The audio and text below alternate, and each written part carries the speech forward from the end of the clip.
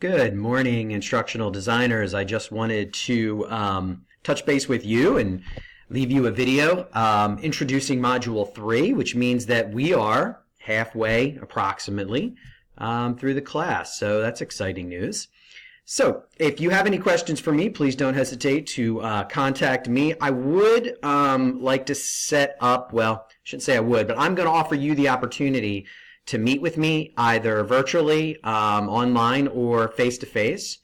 You'll see an email from me in the next couple days. There'll be some times and some days outlined when you're more than welcome to set up a half-an-hour appointment with me or 15 minutes just to touch base about the class and your progress in it. It is by no means recommended. But if you all feel the need that might be something that you'd like to pursue, then I'm going to give you that opportunity, and I'm happy to meet with you. So look for that email in the next few days. In the meantime, I would like to take us into Module 3 because this is going to be the Module 3 overview. As I scroll through here, you can see we've got Module 4 and our final project still awaiting attention, but that's for another day. But if we think about the month of October moving forward,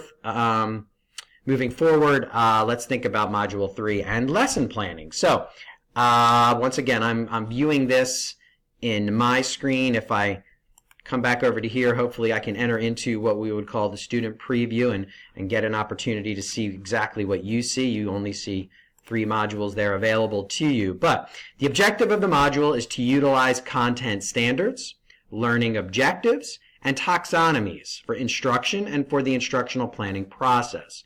So while completing the readings, tasks, and assignments for this module, you're going to visualize yourself again in the role of a teacher. And think of the course as a virtual simulation for that objective. So the responsibilities include, we're going to be reading Chapters 5, Chapter 6, and Chapter 10 from your textbook. There's a short article here that's called Presenting with PowerPoint. We'll talk a little bit about presentation. You're not going to be necessarily using PowerPoint for one of your assignments, but we'll talk about that in a second. So the tasks: share and receive feedback on your Google Slides and lesson plan assignments. I'm going to encourage you to do that with your PLCs. There is no requirement from me that you peer edit and peer review your work with others, but the PLCs are the place where you go to interact with your peers. I don't micromanage your interactions in those PLCs necessarily, except for some periodic reporting out, but I do think it's important that you are interfacing with your PLC members. When reviewing each other's work, look to see if there's enough information in the lesson plan for you to teach the lesson and use the Google Slides without questioning anything. So please offer feedback to one another. Narrative is important when you're lesson planning for sure. So I have an instructional video posted here on lesson planning. So you're going to want to review that and view the lesson plan examples. We've got a few found in the module. So you can take a look at those. And then you're also going to complete the PLC task, simple task for Module 3. Directions for this are found in the module, and you're going to submit that final portion no later to me than October 20th. I'll send an email reminder. All right, so overview. Discussion board. Your initial posts are due by October 11th. That's after fall break. After fall break. I thought I'd at least let you have your fall break, and you can prepare and work on these if you wanted to. And then you're going to respond to your classmates' initial post by October 16th. Those are the deadlines. Your Google Slides are going to be due October 18th, and your lesson plan is then due October 24th. So exciting. We really start getting into some of the nitty-gritties. There is a tutorial on Google Slides. All right, so you can take a look at that tutorial. All the information here should be able to direct you directly to Google Slides if you have any questions about those. Why do we use Google Slides? We use Google Slides because it's free. We could use PowerPoint, but PowerPoint also has to come with the package that comes with your personal computer. So that is a cost, and we're trying to avoid cost. Your template for your lesson plan, you can see it downloaded here. If you look down here on the left, if I open the template up, you'll see that I have provided you with a template. Let me see if I can get it in our better screen view. Boom. All right, so here is your template, your anticipatory set, instructions with guided practice, independent practice, closure, and then, of course, all of your critical information up top. I'm not going to talk about that in a lot of specifics right now, but at least you know where it is, not for the overview anyway. Here's some lesson plan examples. Go ahead to Mr. Sammy's Seahawk. All right, so go ahead into here. And then we got an example here that you can take a look at. So we've got a variety of different examples that you can peruse at your leisure. PowerPoint, worksheet, lesson plan. So here's another one that has components that are part of that. So here you go. Your PLC task module 3. We'll talk about this later, but as a PLC, you're going to submit the 2 most challenging and top 2 most enlightening items, resources, experiences, and content within this module. You got several items for each category. So as PLC, I need you to identify the top 2 for both categories. So you can read through the rest of that. Again, this isn't due till the 20th. We've got a few weeks on that. Here's your module 3 discussion board, right? So we click here to launch us, and it takes us straight to our discussion board thread. There you are. Make sure you read that. The important piece and the important part about your discussion board is, again, you have a required question. In what ways could you vary your instruction to ensure you are reaching all the various learning styles you may have in your classroom? So boom, that's critically important to think about. Now, I'm going to encourage all of you to go back into your readings and to pull from your textbooks and to pull from your readings for the class. I'm looking for some pedagogical terms to be utilized in this explanation. So as you are doing that and creating your video discussion and the notes for your video discussion, you're just going to want to make sure that you've taken some notes on your own. Remember, folks, your video discussion should be no longer than 10 minutes. As a matter of fact, I'd rather your video discussion be closer to 5 minutes. So I think when you prepare a video discussion, I think you're preparing a video discussion around the 5-minute range, no longer than 10 minutes.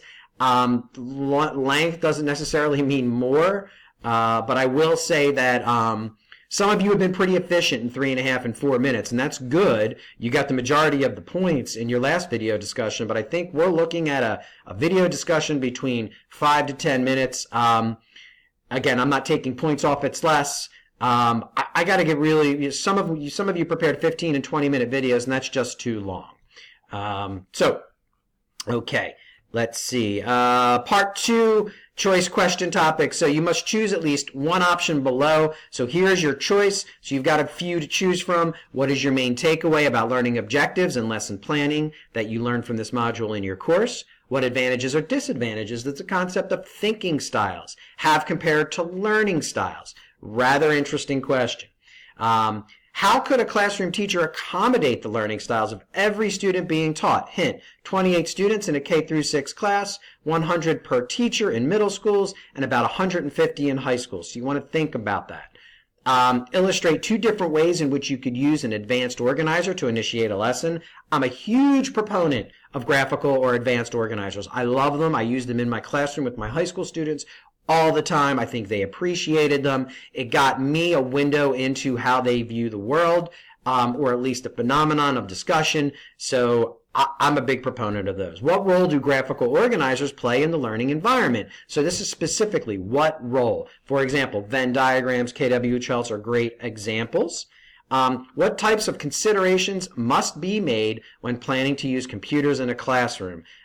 This is a great question because using computers in a classroom, you know, you can say that you're going to do it, but I need you to tell me what considerations are you prepared for as it relates to the integration of them. And so I'm not going to get into too much more details than that. Okay. To what extent have the goals of education changed in just the recent past? And this would having you do a little work.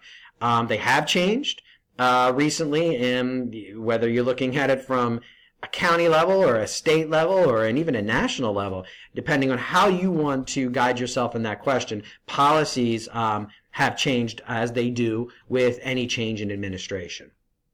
Part 3, Again, this is a standing part. You're going to respond to at least 2 of your classmates' peers. Remember, that gets you minimum credit. If you respond to more than 2 of your classmates' initial posts for the discussion board, then you get more credit.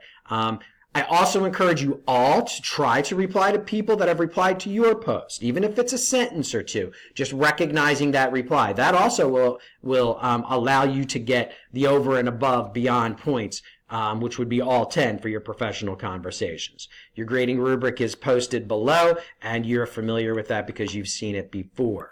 So if I go ahead back here, you can see here's your Google Slides assignment. I'm not going to get into too many details about that. I'm not going to read through the whole thing, but it's there for you to review. Don't forget, as always, we have a small rubric set up here. You can see what parts of the assignment that 50-point assignment that I'm valuing. And of course, you've got your text here with some helpful hints. Your lesson plan assignment. Here's your lesson plan assignment. This is going to be your culminating assignment for the unit. It's worth 100 points. And again, here's your graded attributes.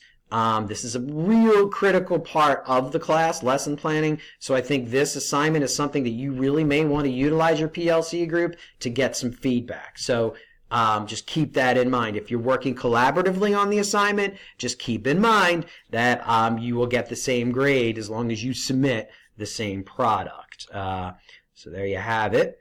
And I've added some student examples down here as well. So I'm always trying to provide you with student examples so that way you have tools at your disposal. You can get to the answer or get to the solution or get the problem solved depending on what I'm asking for. And you've got lots of things that you can refer to. All right, so that's all for now. Again, if you have any questions, don't ever hesitate to contact me. I'm here and I'm available, and I'll do my best to answer them. Thanks.